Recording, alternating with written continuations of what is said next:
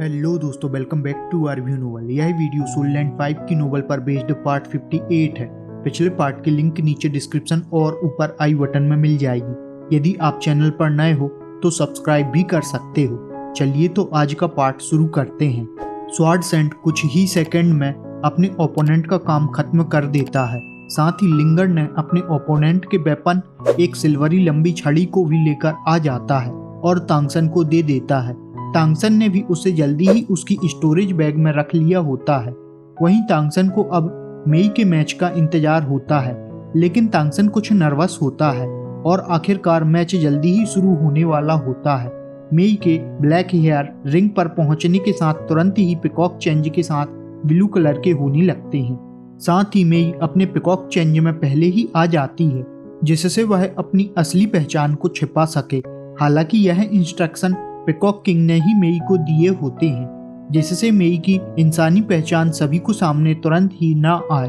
दूसरी तरफ तांगसन भी पूरी तरह से तैयार हो जाता है।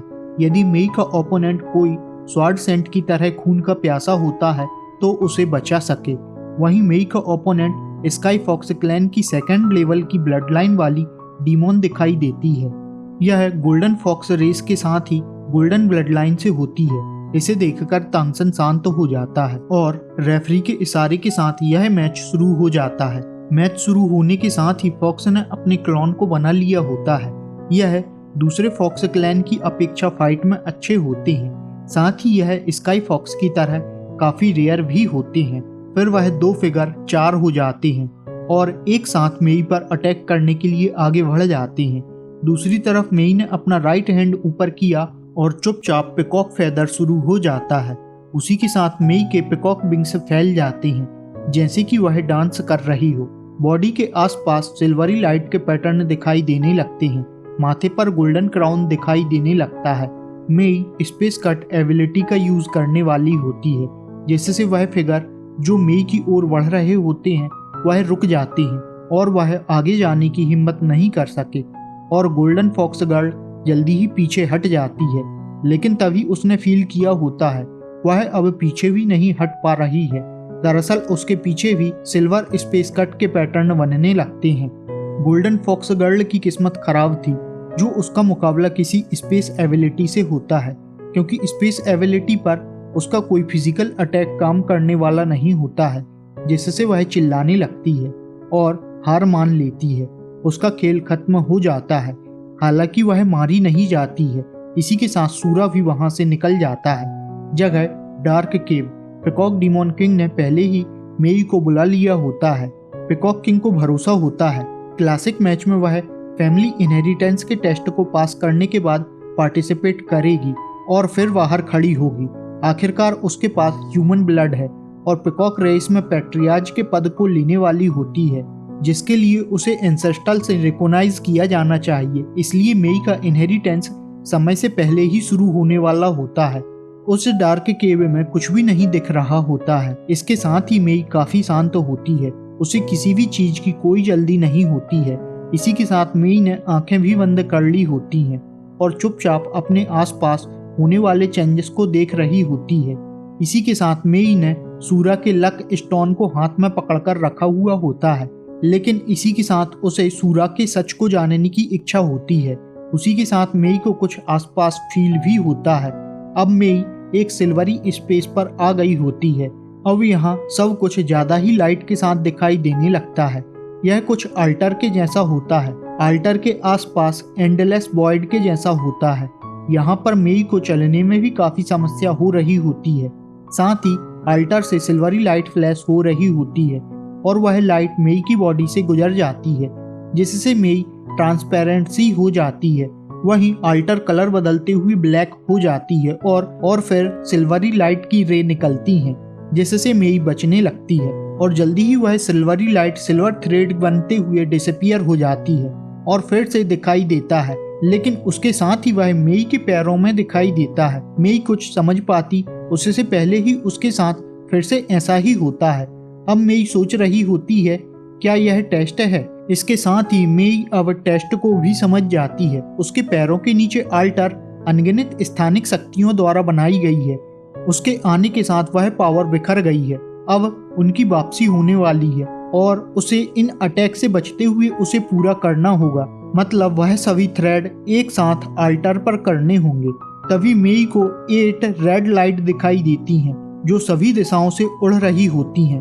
वहीं यहाँ आने से पहले पीकॉक किंग ने मेई को केवल एक ही बात कही होती है, जुआन हुआंगबू की मिस्ट्री पर एक कदम।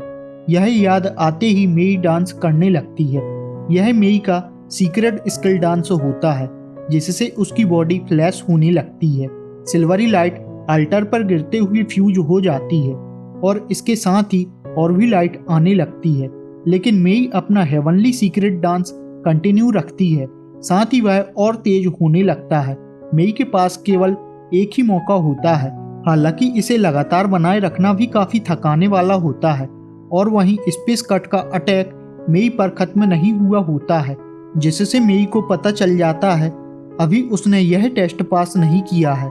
वहीं मेई पर होने वाले अटैक और भी इंटेंस होने लगते हैं। साथ ही मेई के हाथों में क्रिस्टल मिरर भी फ्लैश हो रहा होता है जो सॉफ्ट फ्लैश को खुद ही देख रहा होता है। साथ ही अपने चारों ओर सब कुछ स्लो कर देता है।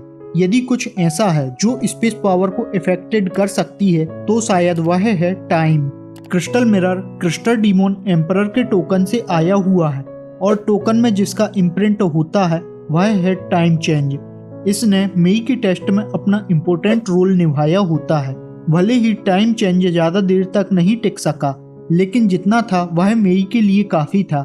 इस तरह से मेई ने फिर से डांस शुरू कर दिया होता है और जल्दी ही पूरा ही अल्टर सिल्वर लाइट से भर गया होता है। मेई को लग रहा होता है जैसे कि मेई काउंटलेस स्पेस से ट्रेवल करते हुए आई है। जल्दी ही वह डार्क केव भी दिखाई देने लगती है।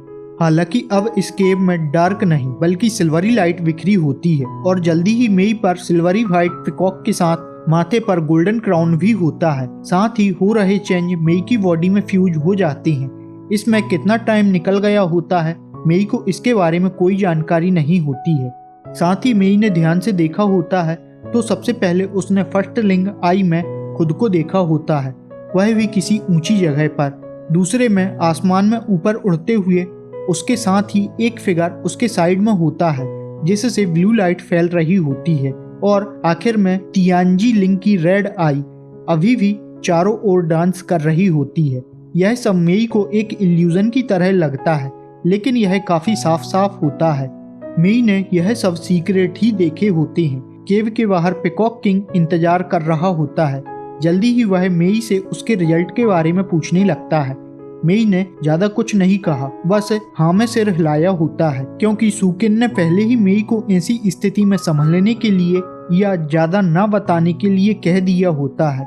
मेई को नहीं पता ऐसा क्यों, लेकिन मेई ने सुकिन की बात मान ली होती है और फिर पीकॉक किंग उन लिंग आई के बारे में पूछने लगता है, जिस पर मेई ने मन में तो 3 कहा लेकिन बताया सिर्फ एक ही होता है। मेई बताती है, मैंने देखा मैं एक ऊंची जगह पर खड़ी हुई हूँ और लोग पूजा कर रहे हैं। यह सुनते ही पीकॉक किंग की आंखों में चमक होती है। साथ ही वह काफी खुश भी होता है और मेई से कहता है, लगता है तुम जल्दी ही एम्प्रेस बन सकती हो। और मेई से कहता है, तुम्हें अब तक 9 टियर पर पहुंच जाना चाहिए था। इस टेस्ट से मेई की पावर में धरती को हिलाने वाले चेंजेस हुए होते हैं। वहीं पीकॉक किंग ने फर्स्ट आई के विजन का मतलब बता दिया होता है, तो इससे मेई सेकंड का मतलब अपने आप से ही निकाल लेती है।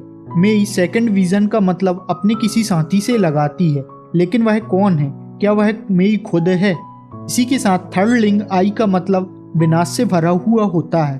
अब मेई सूरा के मैच के बारे में सोच रही होती है। साथ ही उसके लक स्टोन और मिरर टोकन ने उसके टेस्ट में भी उसका साथ दिया होता है। साथ ही अब मेई अपने आने वाले मैच के बारे में भी सोच रही होती है। यहाँ आने से पहले मेई फिर से कैरी कॉलेज तांगसन को देखने गई थी, लेकिन वह नहीं मिला और तांगसन के बारे में सोचते हुए मेई के दिल में कुछ स्पेशल फीलिंग होती हैं, लेकिन मेई को हमेशा की तरह उसका कारण पता नहीं होता है।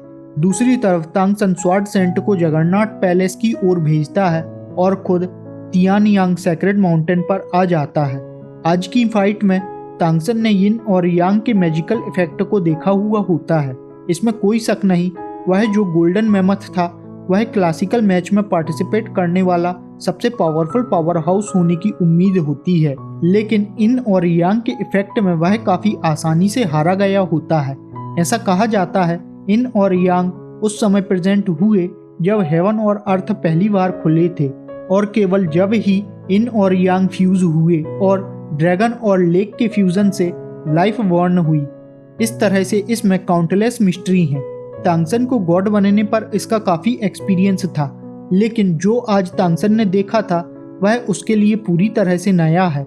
यदि कोई इसका फ्यूजन बढ़ा लेता है तो भले ही कोई गॉड लेवल का ना हो, फिर भी किसी सामान्य गॉड लेवल के पावर हाउस के खिलाफ फाइट कठिन नहीं होने वाली होती है। हालांकि इसे रिफाइन करना भी आसान नहीं है। इसके लिए पूरे रूल टाइम स्पेस का सेट होता है। इसी के साथ तांगसन ने सेक्रेड माउंटेन क्लिम करना शुरू कर दिया होता है। साथ ही अपने इन यांग ब्लू सिल्वर मार्क को भी एक्टिव कर लिया होता है और उस पावरफुल ऑरा को एब्जॉर्ब करने लगता है। इसके साथ ही तांगसन अपने आप में इम्प्रूव कर सकता है। जल्दी ही तांगसन ने इस ऑरा को एब्जॉर्ब करने के लिए जुआनटियानगोंग का भी यूज किया होता है, क्योंकि यदि इन और यांग बैलेंस नहीं होते हैं तो शायद रिजल्ट पहले के जैसे ही होने वाले हैं। यह सभी मार्क को ब्रेक करने की पावर रखता है, इसलिए तांगसन उन्हें स्पेस पावर के साथ कंप्रेस कर रहा होता है। इस तरह से इस बार तांगसन ज्यादा देर तक नहीं रुका। लगभग 1 घंटे बाद ही उसे छोड़ने का फैसला किया होता है, क्योंकि इसके तुरंत बाद ही तांगसन दीन सेक्रेड माउंटेन भी जाने वाला है। हालांकि जब तांगसन वहां पहुंचता है तो तांगसन पहले ही काफी केयरफुल हो जाता है। साथ ही स्पेस पावर के साथ इन और यांग ब्लू सिल्वर मार्क के साथ एंटर किया होता है। तांगसन यहाँ की भी एनर्जी को स्टेबल करने की कोशिश करने लगता है, लेकिन यह तांगसन के लिए बेचैनी से भरा होता है। रात के आखिर तक तांगसन 2 बार पीछे हटा होता है, जिसमें तांगसन के काफी कॉइन भी खर्च होते हैं, लेकिन अब तक तांगसन की इन और यांग QE पहले से 4 टाइम ज्यादा है। हालांकि यह तांगसन की करंट कल्टीवेशन के कारण फिर से अनस्टेबल होने लगती है, और इससे बचने के लिए तांगसन को ब्लू सिल्वर एम्परर की कल्टीवेशन को काफी जल्दी बढ़ाना होगा। लेकिन वह किसी सामान्य प्लांट को एब्जॉर्ब करने से कुछ नहीं होगा। इसके लिए कुछ स्पेशल होना चाहिए, जिसके लिए तांगसन को उम्मीद होती है अगले मैच में वह किसी प्लांट टाइप के ओपोनेंट से मिल सके। इसी तरह से तांगसन आने वाले कल के मैच के लिए खुश होता है, क्योंकि आने वाले मैच में तांगसन मेई का पार्टनर है। वहीं स्वार्ड सेंट का कोई मैच नहीं होता है, यह डबल मैच होने वाला होता है। जल्दी ही अगले दिन की चमक आसमान में दिखाई देती है, और जल्दी ही जूटिंग प्लाजा जहां मैच होने वाला है तांगसन वहां पहुंच जाता है और मेई का इंतजार करने लगता है। मेई ने सूरा से पहले ही कम्युनिकेट कर लिया होता है।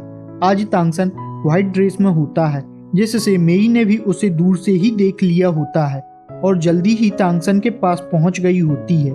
कल जहां तांगसन के मैच को सभी फेक मैच समझ रहे थे, वहीं उस ऑडियंस पर मेई के गोल्डन क्राउन ने अच्छा इम्पैक्ट छोड़ा हुआ था, और आज यह दोनों ही एक साथ होते हैं। आज कुल 8 ग्रुप हैं और प्रत्येक में 20 पेयर हैं।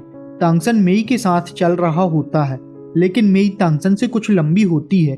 फिर तांगसन मेई के कंधे से कंधा मिलाकर चल रहा होता है। यह पल तांगसन के लिए सबसे खूबसूरत पलों में से एक है। हालांकि तांगसन यहाँ खुद कंफ्यूज होता है, उसे सूरा या तांगसन में से किसे अपना बनाना होगा, इसलिए सूरा के रूप में तांगसन ने इसे समय पर ही छोड़ दिया होता है। कुछ ही समय में इनकी नजरें मिल जाती हैं और आगे आने वाली फाइट के लिए स्ट्रेटजी बनाने के लिए तैयार हो जाते हैं, और फिर यह दोनों एक दूसरे की पावर के बारे में बातें करने लगते हैं, और इस तरह से इन्हें जल्दी ही अपने मैच का टाइम मिल जाता है। फाइट के टाइम मेई अटैक करेगी और तांगसन उसको सपोर्ट करेगा, क्योंकि अभी की स्थिति में तांगसन को मेई की असली पावर भी नहीं पता होती है। और इसी के साथ यह दोनों ही जल्दी ही बेटिंग एरिया में आ जाते हैं, जहां एक बेयर डीमोन होता है जो कल के गोल्डन मैमथ से भी बड़ा होता है। साथ ही उसका पार्टनर एक इंसान के जैसा होता है, जो उस बेयर के आगे दिखाई भी नहीं दे रहा होता है। हालांकि उसका पार्टनर इंसान तो नहीं, लेकिन एक गॉब्लिन की तरह दिख रहा होता है, जिसकी बॉडी और लाइफ फोर्स काफी कम लग रही होती है, लेकिन उसकी मेंटल स्ट्रेंथ कहीं ज्यादा पावरफुल होती है। लेकिन यह कस्ड ब्लड लाइन की तरह ही होते हैं। उनकी कमजोर बॉडी के कारण वह कभी हेवनली क्लैश को पास नहीं कर सकते हैं। इसे मैजिक इन्फेंट के रूप में जाना जाता है। लेजेंड के अनुसार यदि कोई मैजिक इन्फेंट कोई गॉड बन जाता है तो पूरी ही दुनिया को जीत सकता है। इसी के साथ यह वीडियो यहाँ खत्म होती है। हम मिलते हैं नेक्स्ट वीडियो में। Thanks for watching.